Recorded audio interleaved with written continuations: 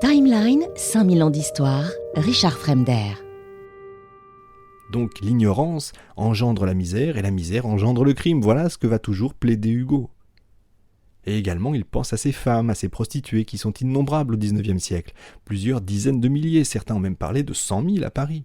Et il pense que ces femmes, également, ne sont allées vers l'abjection suprême qu'à cause de l'ignorance, qu'à cause de la misère. Il pense aux enfants qui souffrent. Hugo est hanté par l'enfance. Il ne supporte pas qu'un enfant souffre, il dit qu'on n'a pas le droit de faire souffrir un enfant.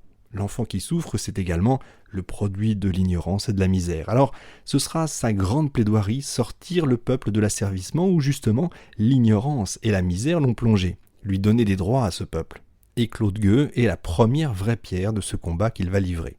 Les livres de poèmes continuent à être écrits, à être publiés, et il faut dire que maintenant, la forme devient de plus en plus belle, de plus en plus accomplie. Il est vraiment le maître total de son talent, de son génie. Et comment ne pas penser aux feuilles d'automne, comment ne pas penser au chant du crépuscule. Il chante la vie, il chante ce qu'il voit, ce qu'il sent, il chante aussi l'amour. Et Sainte-Beuve lui reprochera violemment d'avoir dans le même volume mêlé des poèmes inspirés par Adèle, sa femme, et par Juliette, sa maîtresse. Il faut dire qu'après les retrouvailles à Brest, il avait conduit Juliette près de Jouy-en-Josas, dans un petit village qui s'appelle les Messes, comme la ville de Metz en Lorraine. Il avait loué pour elle une petite maison. Et chaque année, depuis quelque temps, il allait passer les vacances en famille à Bièvre, au château des Roches, non loin de là, chez ses amis Bertin, et c'était évidemment pratique. Il avait sa femme et ses enfants dans une maison, et tous les matins, il partait à la rencontre de Juliette qu'il retrouvait dans les bois. Elle venait, elle, de sa maison, et près d'un châtaignier creux.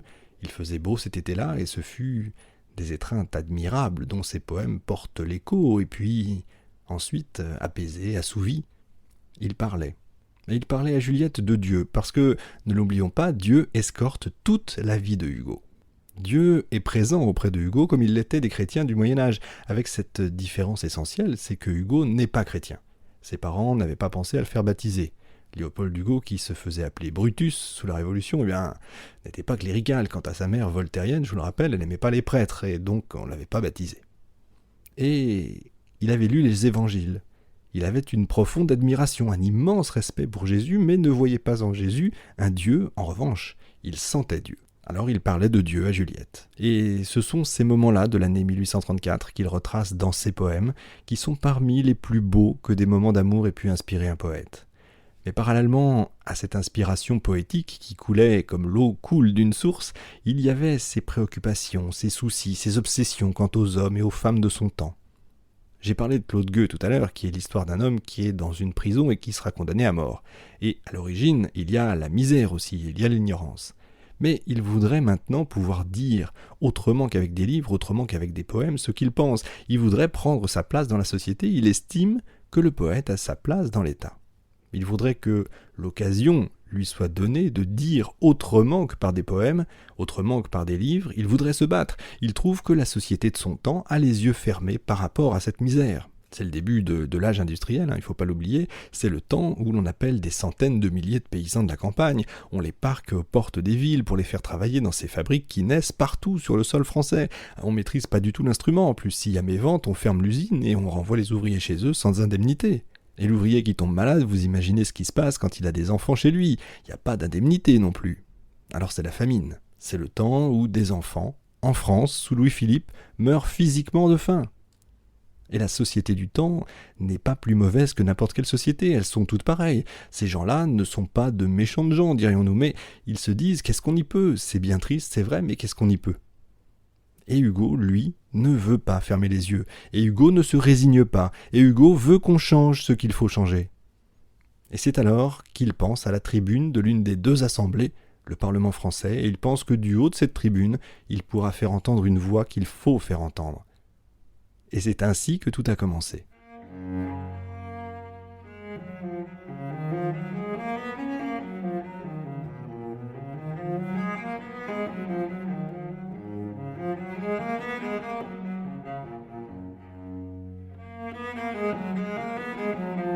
C'est Lamartine qui était venu trouver Hugo et qui, sachant combien son ami tenait à parler, à dénoncer les grandes injustices de la société, lui avait dit « Mais faites comme moi, Hugo, présentez-vous à la députation !» Car Lamartine s'était fait élire député. Lamartine, comme Hugo, souhaitait parler, souhaitait dénoncer, souhaitait crier. Et à la Chambre des députés, Lamartine était chef du parti qu'on appelait le Parti social. Et quand je dis chef, il faut savoir que ce parti ne comportait qu'un seul membre qui était Lamartine. On comprend qu'il soit venu voir Hugo en espérant qu'il ait un associé à la Chambre. « Venez avec moi, nous serons deux ». Et Hugo lui répond « C'est très beau tout ça, Lamartine, mais vous oubliez que pour être élu député, d'après la loi actuelle, il faut être propriétaire. » Et oui, rappelez-vous les émissions sur les institutions, c'est ce qu'on appelle le vote censitaire. Et Lamartine était propriétaire, et même propriétaire d'un château. Avec un lac, certainement, évidemment. Private joke. Mais Hugo n'avait rien. Il était locataire. Il ne pouvait donc pas être député. Alors Lamartine réfléchit et lui dit « Eh bien Hugo, faites-vous nommer par le roi pair de France ». En ce temps-là, rappelez-vous, il y avait deux chambres, comme aujourd'hui, la Chambre des députés et la Chambre des pairs. Aujourd'hui, la seconde, c'est le Sénat, bien sûr. Les pairs de France étaient nommés par le roi, ils n'étaient donc pas élus.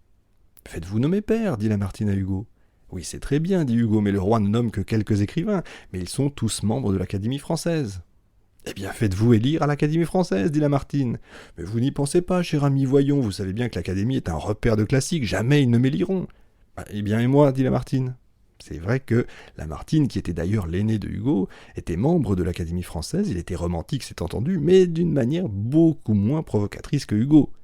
Et l'idée était entrée dans la tête de Hugo. Et il s'est présenté à l'Académie française. La première fois, savez-vous combien il a eu de voix ? 2. C'est pas beaucoup. Évidemment, c'était les voix de Lamartine et Chateaubriand, mais quand même, c'est pas beaucoup. Et il a fallu qu'il se présente 5 fois. Ça a duré des années. Et enfin, en 1841, il a été élu et il a prononcé son discours de réception sur le thème de Napoléon et le pouvoir. Un thème totalement politique qui fait dire à la presse le lendemain que c'est une déclaration de M. Hugo pour annoncer qu'il demande un ministère.